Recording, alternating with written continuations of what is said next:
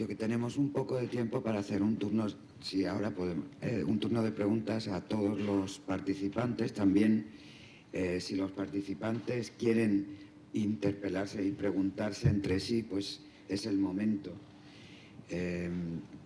¿Alguien quiere abrir el debate? Un momento. En este caso no tenemos fila cero, pero las preguntas o lo que intentamos en esta parte es aglutinar un poco, reunir las distintas posiciones, de manera que si se hacen preguntas, ya ha pasado, digamos, un poco el turno de las preguntas a cada uno, sino que a ser posible que sean preguntas transversales que permitan, solo tenemos 15 minutos, me están diciendo, que permitan aclarar o bien el concepto de comunicación en todos ellos, o el concepto es decir, que sean preguntas transversales, ¿no? Esa es la cuestión. Yo tengo una, si abrir yo. Puedo tomarme, ya que tengo tengo una pregunta que es, en el caso de Scoiles, el concepto de comunicación crea lazos, el proceso de comunicación crea lazos, pero la visión de la comunicación se focaliza mucho en la transmisión o en la existencia de signos, ¿no?, que transmiten o que tienen un poder referencial o sustitutivo, pero en el intercambio de signos, ¿no?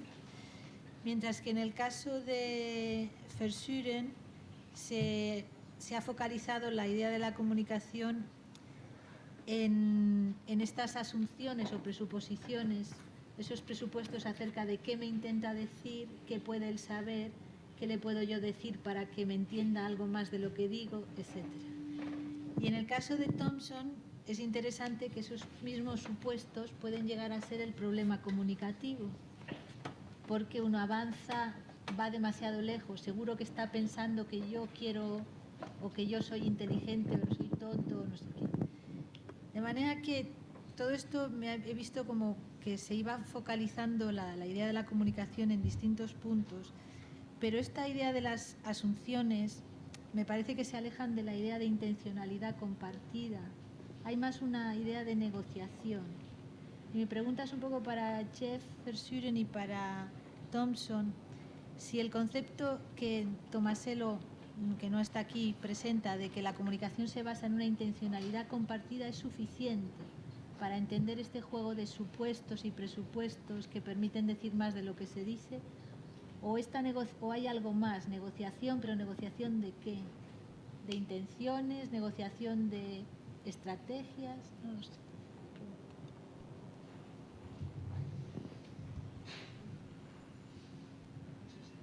Who goes first? I think there was earlier on somebody mentioned the word communion. Por favor. Micrófono, por favor. When you talk about theory of mind, understanding people, that is about working out. Está funcionando el micrófono, no nos llega el sonido a cabina. Sorry, I'll repeat it. Voy a repetir la respuesta. I think there are two sorts of communication. Creo que hay dos tipos de Earlier on, comunicación. it was mentioned the idea of communion and Alguien coupling. mencionó antes I think the este communication for that concepto is de very different comunicación o comunión y from that which acoplamiento. concerns, Un theory of concepto mind, que tiene poco que ver understanding con el que se pragmatic centra en la teoría de la purposes and mente, intention. la comprensión de los objetivos If Michael explícitos y de las intenciones de la comunicación. Tomasello was here, I was going to Si emphasize estuviese aquí that what I was saying Tomasello, was actually dealing with yo a different hubiese sort of issue to recalcado here. el hecho de que yo When estaba I talk hablando de algo about distinto symbolism, de lo que I'm él talking about aborda en su obra. communication Cuando of hablaba that del simbolismo communion, me refería that coupling, a la comunicación de esta, the comunión, emotional level de of este acoplamiento. Me refiero al Whereas I nivel think the other speakers are emocional de la talking about much more comunicación, mientras que yo intellectual creo que los form demás of communication, which oradores se han concerns referido más descriptions a la comunicación about intelectual, what's going on in centrada people. en descripciones de lo que le ocurre a una persona u otra, de lo que hay dentro de la mente de los demás. Sin embargo, en mi intervención yo he hablado de los símbolos mediante los cuales nos sentimos participando en algo, como participantes en algo, como presentes en algo, en el sentido de comunión. No debíamos limitarnos a decir que la comunicación nada más que tiene un tipo. De hecho, hay varios procesos simultáneos en la comunicación. La comunicación puede ser emocional para el establecimiento de vínculos, que es a la que yo me he referido en mi intervención, y la comunicación puede ser mucho más pragmática, como la que han abordado otros intervinientes basándose en la teoría de la mente y demás. Quizás hay más conexiones entre estos dos tipos de comunicación que lo que pueda parecer a primera vista. Si, por ejemplo, queremos hablar de intenciones compartidas, es muy difícil hacerlo sin presuponer la existencia de una comunidad en la que también existen vínculos afectivos y emocionales, y así, etcétera, etcétera. Yo creo que cuando hablaba de la utilización del lenguaje, no me estaba centrando prioritariamente en el lenguaje intelectual. Evidentemente, la parte intelectual del lenguaje es importante, pero también tiene un componente emocional extremadamente importante. No hay forma alguna de hablar de la comunicación sin tener en cuenta todo el contexto en el que se produce esta comunicación, y evidentemente este contexto siempre incluye el contexto social, las pautas culturales y los usos, etcétera, etcétera. No se puede hacer abstracción de ninguno de estos elementos si queremos realmente comprender lo que ocurre durante la comunicación verbal. El establecimiento de esta dicotomía, en mi opinión, es algo arriesgado. Yo estoy de acuerdo y un poco en desacuerdo con lo que acabamos de oír. En los autistas, por ejemplo, no pueden establecer estos vínculos afectivos, en cuyo caso la comunicación existe sin este vínculo afectivo. Y luego también tenemos comunicación donde no existe esta parte afectiva, un interrogatorio policial.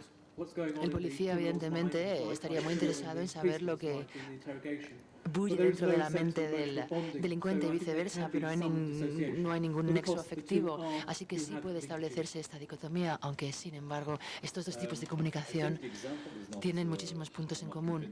Me parece que el ejemplo no ha sido demasiado convincente. En un interrogatorio policial me parece que hay un contenido emocional bastante fuerte.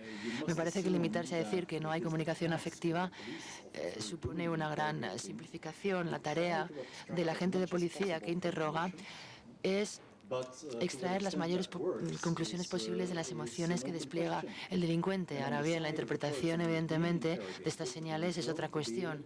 Y en cuanto al interrogado, evidentemente también va a tener una gran dosis de emocionalidad en este intercambio, en la mayor parte de los cambios. Si no se tiene esto en cuenta, nunca vamos a ser buenos interrogadores y vamos a acabar con serios problemas de comunicación.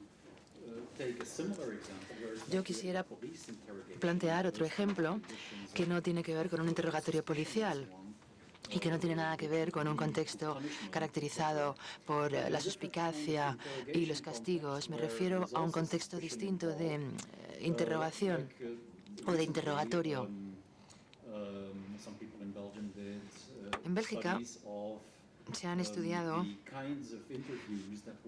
las entrevistas que se hacen con los solicitantes de asilo cuando cruzan la frontera belga. Vemos que los funcionarios encargados de este interrogatorio intentan abordar la entrevista de la forma más racional posible, imponiendo toda una larga serie de normas y reglamentos para las interacciones con los solicitantes de asilo. Intentan averiguar, por ejemplo, si el discurso de los solicitantes es coherente o si hay contradicciones, pero al hacerlo pasan por alto el hecho de que el solicitante de asilo ha llegado a ese lugar a contarles su historia vital, y esta narrativa no se ajusta a las normas impuestas desde fuera para el contexto donde se va a contar esta historia vital, es decir, una historia vital narrada en un contexto que confunde tanto, evidentemente confunde al interrogado. Hay un componente emocional altísimo que es el que predomina en muchos interrogatorios. Son tan importantes las respuestas que la persona, el solicitante de asilo, puede equivocarse porque está contando su historia en un contexto no demasiado susceptible a la buena comunicación, es decir, los dos interlocutores pueden acabar con una falta de comunicación total.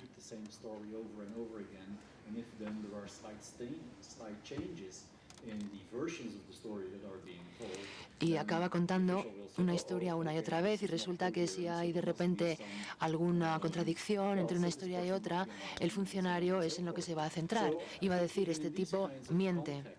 Yo creo que en estos contextos, y a lo mejor esta contradicción no tiene nada más que ver con mala memoria o con un mal contexto, yo creo que en este tipo de contextos no diferenciamos bien entre los diversos niveles en los que funcionan los seres humanos. Yo no estoy de acuerdo con lo que acabas de decir, porque yo no creo que se establezca ningún tipo de vínculo entre estas dos personas, no hay relación alguna. Son personas que están juntas por motivos jurídicos o de otra índole. Uno es el solicitante de asilo y otro es el que le interroga. No son personas que vayan a salir de la entrevista pensando que han establecido una relación con la que pueden establecer con un amigo, un conocido o un familiar. Esto quiere decir que hay diversos tipos de vínculo, ¿no? Que se pueden establecer vínculos de tipo muy diverso. Y ahora no están utilizando el micrófono, no los oímos. You guys are communicating now. Yeah, are you sharing intentions or what? So my question again there. So is enough to... Basta entonces. Las intenciones compartidas es suficiente. Shared intentions, are they sufficient for communication or not? Conflicting intentions, you know, like in the examples that Podemos poner intenciones que entran en conflicto las unas con las otras. Tenemos también conflictos de intenciones, aunque en la superficie puede que no sea muy claro, que no esté muy claro este conflicto, pero sí existen estos conflictos. Una pregunta primero. Quería preguntarle a Dorian,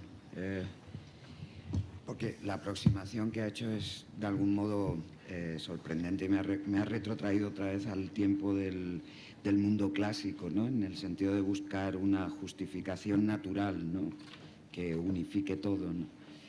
Y me lleva a la pregunta de si la termodinámica no es una cosa o un modelo demasiado general que quepa todo en ello, ¿no? Se pueda explicar todo con ello.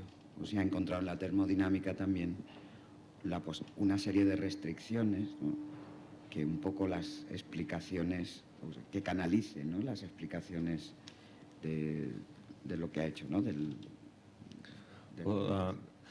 First, I just wanted to say a quick thing En primer lugar, muy rápidamente, quiero referirme a la conversación que se ha mantenido ahora, que hay que tenerla en cuenta en el contexto de lo que muchos filósofos, sobre todo posmodernistas y deconstruccionistas, han publicado cuando hablaban de la muerte del autor y de la incapacidad o imposibilidad de encontrar intenciones en el texto escrito. Es cierto, en mi opinión, el hecho de que la comunicación puede alterarse post facto, por ejemplo, en esta conversación que acabamos de oír.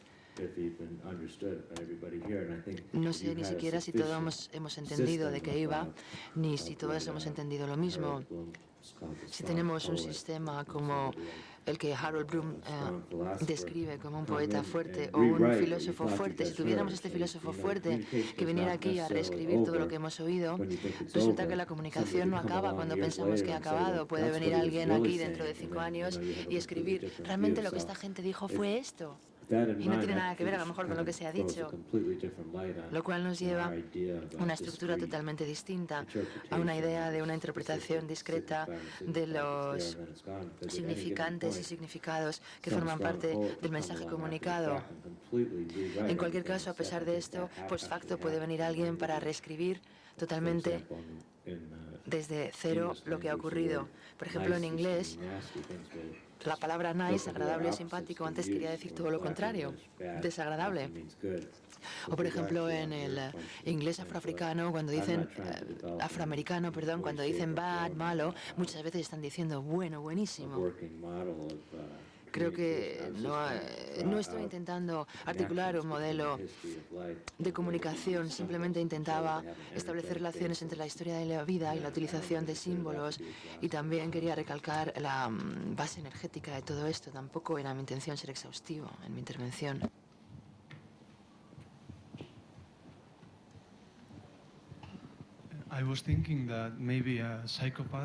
Ahora que un psicópata quizás es una persona incapaz de establecer relaciones afectivas, de establecer vínculos.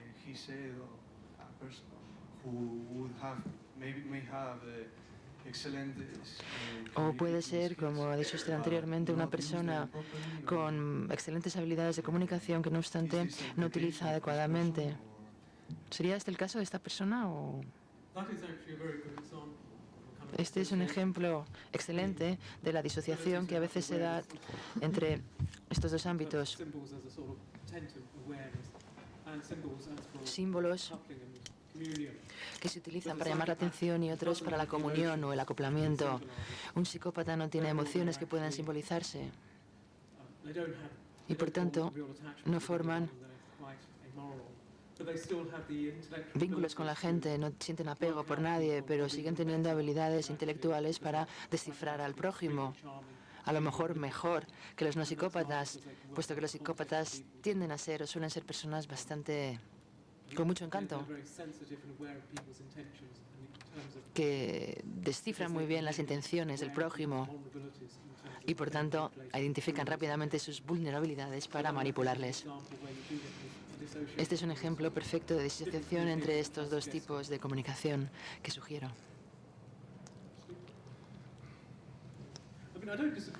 No es que no esté en desacuerdo contigo, simplemente pienso que hay más. Hay más de lo que tú has dicho. La humanidad es más que ser conscientes de la teoría de la mente, etcétera, etcétera, que es muy importante, pero nos cuenta únicamente parte de la historia, porque hay una parte también muy importante que tiene que ver con la utilización de símbolos para establecer estos nexos tan complicados. Vivimos en una asociación en la que, de forma bastante irónica, tenemos cada vez menos símbolos sociales en comparación con las sociedades estudiadas por antropólogos, por ejemplo, las culturas indígenas latinoamericanas. Si queremos encontrar símbolos sociales en nuestra sociedad, hay que ir a la iglesia, ¿no?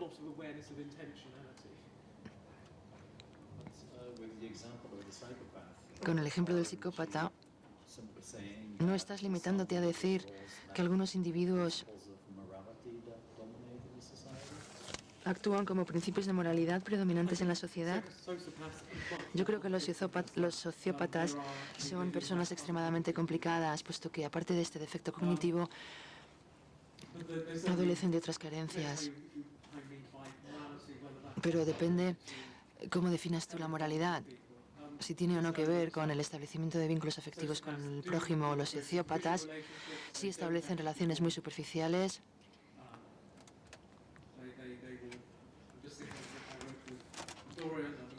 Estaba pensando en el libro que escribimos con Dorian, que incluía la descripción de un sociópata bastante promiscuo. Tienen defectos en los apegos, en los afectos. La sociopatía, sin embargo, es una cuestión bastante complicada. Bueno, yo no sé lo suficiente, no sé demasiado sobre sociopatía y, por tanto, no voy a hablar de ella. Pero, remitiéndome a lo que acaba de decir Dorian sobre la comunicación como acto que no tiene fin, es decir, la comunicación no acabaría una vez que clausuremos esta reunión. Esto es evidente. No hay que recurrir a la poesía para explicarlo. Incluso se produce en intercambios de lo más normalito, una conversación que acaba. La interpretación, sin embargo, la función interpretativa no acaba con la conversación. Un buen ejemplo son, por ejemplo, cuando nos dicen cómo ir a casa de alguien, instrucciones para coger una carretera rotonda u otra. Cuando el conductor sigue las instrucciones, esta persona lo que hace es interpretar y reinterpretar una y otra vez un mensaje original que les hemos dado. De esta forma, nuestro mensaje asume realidad y el proceso de interpretación puede darse muchísimo más tiempo que la comunicación. Y esto se da en todas las conversaciones, no tenemos que pensar únicamente en la poesía. Es una entidad entonces sin límites, puesto que la generación de significados es eterna, ¿no? Bien, me toca ya. Voy a hacer dos aportaciones al debate que espero sean políticamente no correctos. El primero va dirigido a el lingüista y el consultor, y el segundo la antropóloga. El primero, mi observación en los últimos 30 años, por decir algunos más concretos ya, me dice que el valor de la verosimilitud en la comunicación es muy baja, mínima o casi siempre ausente. Y retomo un hecho histórico. Decía Tito Livio, el gran creador de la escuela de retóricos de Roma, que sus retóricos, sus alumnos se distinguían de las otras escuelas en que les formaba para la retórica en la verosimilitud, en el hecho de la verdad. La verdad venga de donde venga, la interprete quien la interprete, la protagonice quien la protagonice. ¿Verdad? Lo del el famoso dicho del porquero, ¿no? Bien, que no recuerdo ahora. Bien, con ello concluyo esta aportación. ¿No creen ustedes que si de este simposio,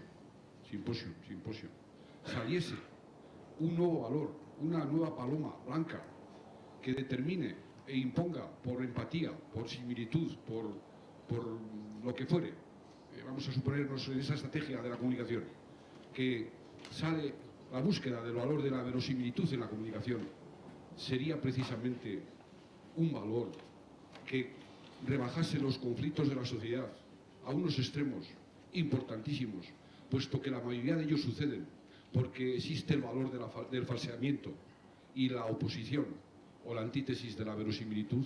No tomo ejemplos porque están todos los días en los periódicos. Y la segunda aportación, cuando la coordinación diga, porque quiero que la gente también pregunte, claro.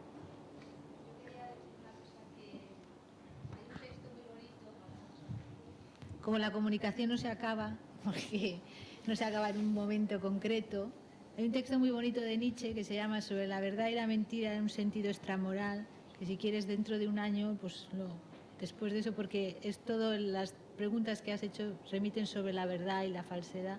Entonces yo creo que eso, después de esa lectura del texto de Nietzsche podíamos hablar, pero pues pondría yo este debate y me gustaría ver si podemos recuperar un poco el sentido de pues, comunicación, evolución y lo que son las márgenes del debate.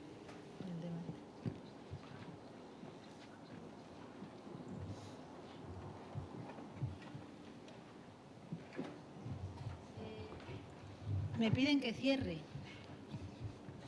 porque se está yendo todo el mundo, entonces, bueno, les damos las gracias a los organizadores.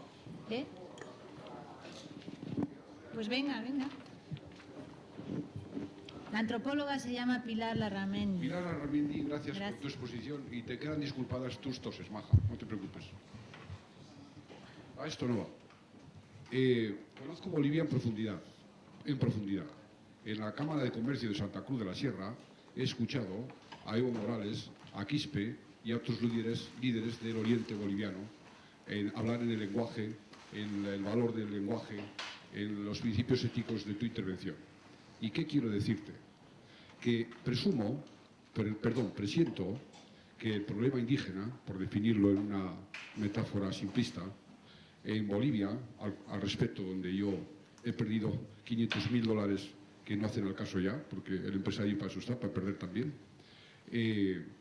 preveo que en los 10 próximos 25 años habrá una guerra civil en el pueblo de Bolivia de lo indígena contra lo europeo, pero que además mi conciencia me dice que no sé cómo eso podría ser evitable. Antropológicamente te traslado la pregunta. ¿Ves algo al respecto? ¿Ves alguna solución? ¿O desgraciadamente coincides con mi previsión? Bolivia es un país que ha vivido en el borde desde hace bastantes años. Y esa situación de exclusión general y de pobreza ha hecho que se haya polarizado tremendamente toda la agenda política de unos y otros. Yo creo que la respuesta indígena no es solamente contra el mundo europeo, sino es una reacción y una respuesta contra un mundo de inclusión, de una sociedad que los ha mantenido sin darle acceso a oportunidades, con ingresos absolutamente paupérrimos y con un empobrecimiento más bien que se viene acentuando durante la última década. Así que sí, seguramente si eso no se resuelve, pues hay mucha gente que tema que puede haber una guerra civil, ¿sí? Es posible. Yo no lo afirmaría, pero sí es posible.